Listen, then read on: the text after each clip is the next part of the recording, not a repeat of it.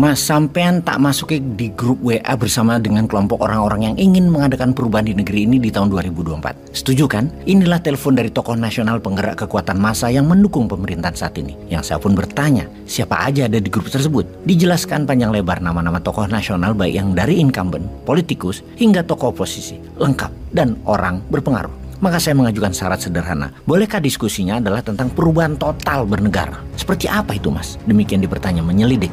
Kan ada 3 zaman selama 7 presiden saat ini terlewati.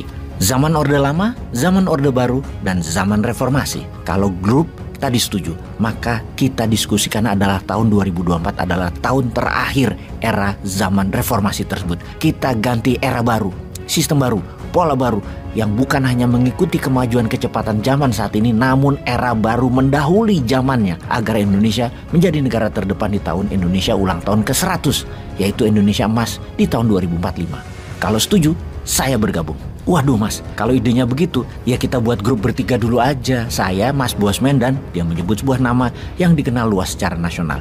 Wis, bertiga tok lek ngono. Saya pun bertanya, kenapa bertiga aja? Yang dia jawab, kalau ide sampean tadi, ya pasti ditolak sama mereka. Mereka ini ingin perubahan bukan kayak yang dimaksud sampean.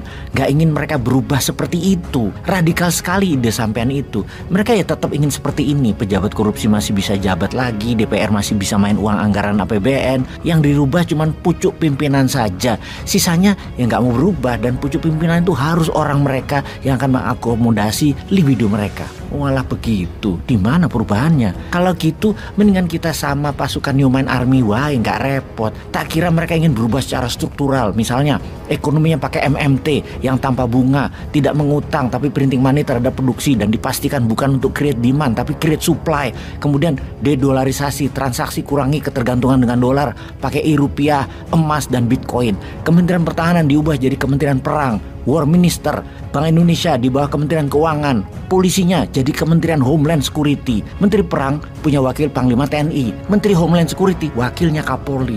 Ini kalau kita urai terus perubahan yang akan kita lakukan, pasti kita dibilang radikal kadal gorong-gorong kita ini. Haduh.